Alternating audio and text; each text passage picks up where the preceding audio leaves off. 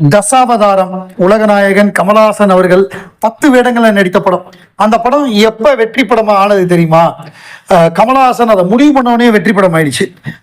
கமல் வந்து KS ரவிக்குமாருக்கு phone பண்றாரு. முதல்ல அந்த படத்தை கௌதம் எடுக்கிறதுக்காக கேட்குறாங்க.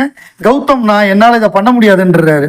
ஏன்னா இது 10 கேரக்டர்லாம் நம்மளால பண்ண முடியாது, இது பயங்கரமான வேலை அப்படின்னதுக்கு அப்புறம் தான் அவர் அது பண்ணலை.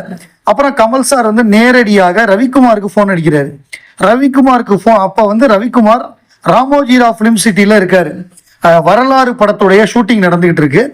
அப்போ வந்து உலகநாயகன் கமலஹாசன் அவர்கள் அவருக்கு ஃபோன் பண்ணுறாரு.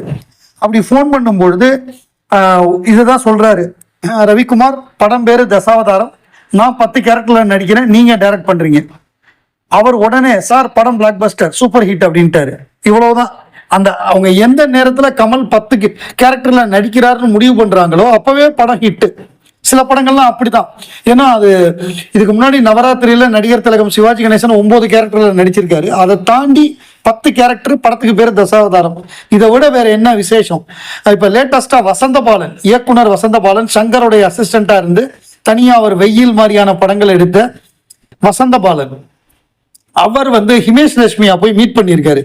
ஹிமேஷ் ரேஷ்மியா மீட் பண்ணும் பொழுது அவர் சொல்லியிருக்காரு, ஹிமேஷ் ரேஷ்மியா வந்து தசாவதாரம் படம் எடுக்கும் பொழுது அந்த படத்துக்கு அவர் வந்து மியூசிக் பண்ணதை பற்றி ஸ்லாகிச்சு சொல்லியிருக்காரு. ஏன்னா அந்த படத்தில் உள்ள பாடல்கள் அவ்வளோ சூப்பராக இருக்கும், கமல் சார் என்கிட்ட அப்படி வந்து டியூன் வாங்கினாரு, அப்படி அந்த கதையை எக்ஸ்பிளைன் பண்ணாரு, ரொம்ப ஒரு ஹாப்பியான எக்ஸ்பீரியன்ஸ்னு சொல்லி ரொம்ப ரொம்ப ஸ்லாகிச்சு ரொம்ப நேரம் பேசியிருக்காரு நம்ம வசந்தபாலன்கிட்ட. அவர் வசந்தபாலன் தன்னுடைய முகநூல்ல அதை பதிவு பண்ணியிருக்காரு.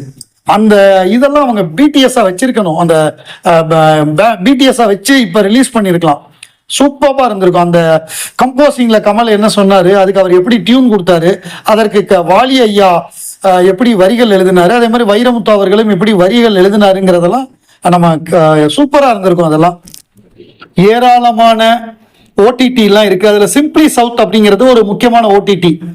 அவங்க என்ன பண்ணிருக்காங்கன்னா, சிம்பிளி சவுத் வந்து செப்டம்பர் 1 இருந்து செப்டம்பர் 10 வரைய, 1ஆம் தேதியிலேருந்து 10ஆம் தேதி வரைய therapy is expensive, Denali is free, stream the black Bastar Kamal Haasan, Crazy மோகன், KS Ravikumar comedy drama Tenali now streaming free on simply south until September 10. September 10ஆம் தேதி வரைய இது இலவசமாக கொடுத்துருக்காங்க.